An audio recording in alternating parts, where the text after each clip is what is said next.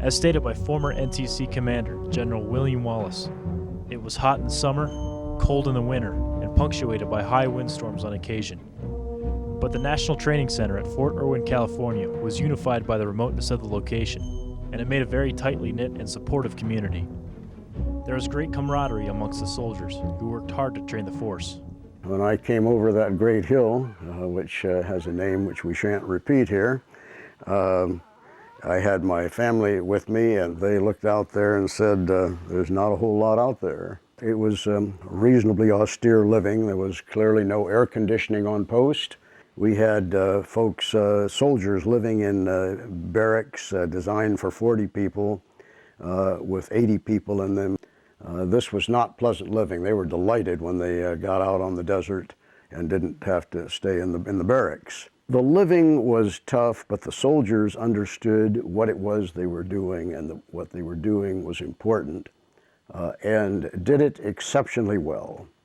At that point, we had no ACS, we had no Red Cross, we had no bank, there were no fast food places.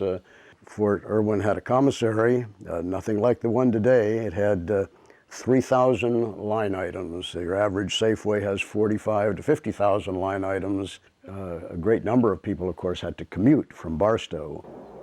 If your car got off in the sand, it was an accident. It was going to roll. When you were driving between here and Barstow on that Fort Irwin road, the road was a lot narrower than what they are now. They didn't have shoals on the road. If some of the people could see what this place was like in 1981, they wouldn't believe it. I guess we look at the National Training Center as a great place to train soldiers, which clearly it is. In my view, it's a national treasure. Cajun 6, Scorpion 7 Tango, over. Scorpion 7 Tango, this is Cajun 6, over. Cajun 6, Scorpion 7 Tango, stand by for the President. Good afternoon to the men of the 3rd Brigade, the 9th Infantry Division, motorized from Fort Lewis, Washington, the pilots and the airmen of the Tactical Air Command, and the opposing force and the observer controllers. Your work here at the NTC reflects the state of training throughout the Army. Demanding, tough, and remember that you are, all of you, preparing yourselves for combat, and by doing so, making a direct and lasting contribution to the preservation of peace. Military challenges to democracy persist in every hemisphere, and America must always be prepared to fight for freedom and security.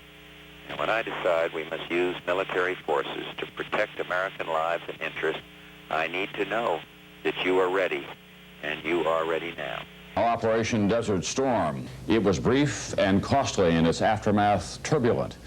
But from the first smart bombs in the air war through the 100-hour ground war, the blueprint was in place for a high-tech and swift victory.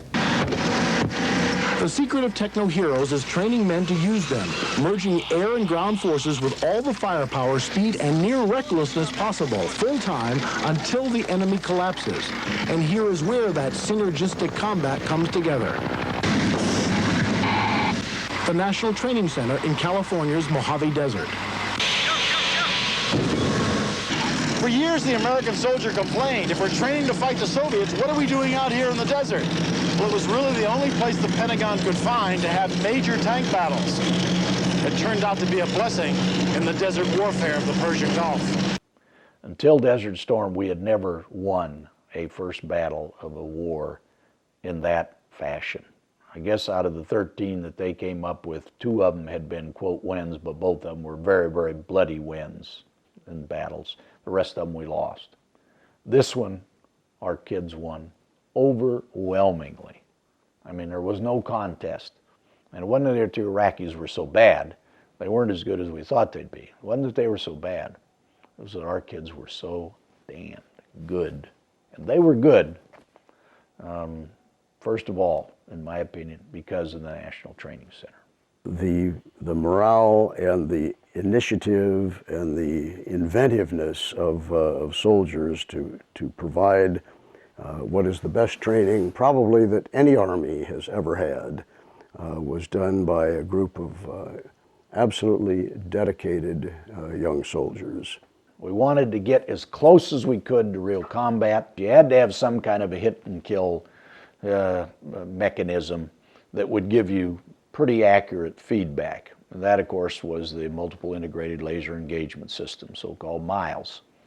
That made a real difference because it wasn't bang, bang, you're dead, and some umpire determines who fired and all this and that. That was all done with lasers, laser tag, if you will, and it was a great innovation.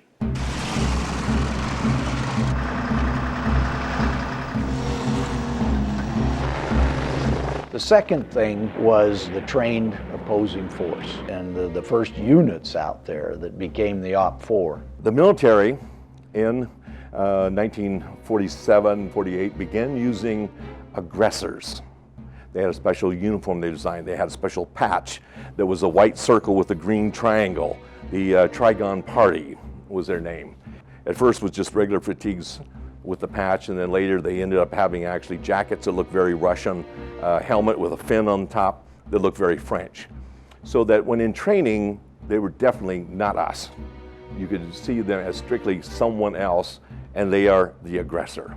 When the military came back and said, we want to reopen Fort Irwin, 1980s, and we want to become the opposing force. Instead of using the term aggressor, it was opposing force, or OP-4. Very Russian in their ranks and insignias and such, and this worked extremely well. The opposing force became terribly proficient, and there weren't very many wins by Blue Force units. But those people held us all to a higher standard than we'd ever been held to before.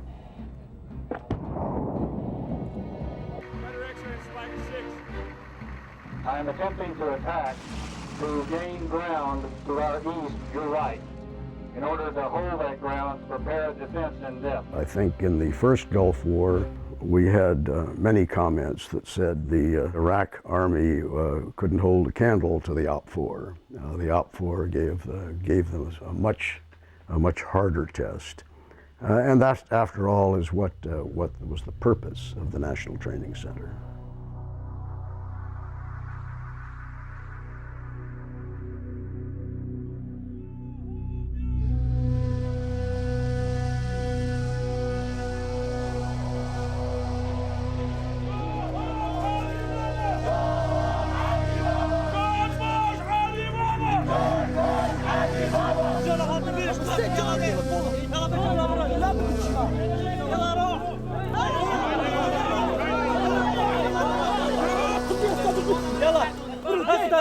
Out in the desert, it's changed totally. We employ approximately 200 Iraqis or Arabs. There are now several villages that have been built. One of the other key features that we're working very hard on is the importance of having these urban facilities that we have here. And in fact, a tremendous effort took place early on to get 12 of these villages established out here. So when the soldiers come through, they hear the sounds, they smell the food, they see the people, and different villages have different themes and different encounters for them. It's the best training possible. Training at the NTC has always been innovative and adaptive. It continues to, in at least my experience, they've always taken a good hard look at what the potential threats were out there. Try to modify the scenarios to meet those threats, and importantly, try to replicate those threats as best they could on the battlefield. The enduring quality of the NTC is that it continues to change with the times.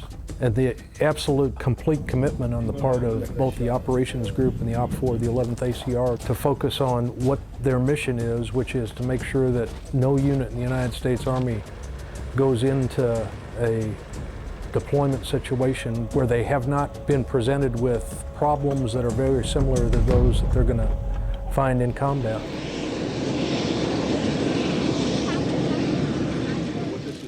Search devices, and they're going to talk to you about what they are, but it's an area. The people who've been to this fight understand what needs to happen here at the National Training Center to be relevant and to lead change. And I am so encouraged that every time I go out to the field, any one of these training sites, that basically the soldiers come forward and always have ideas.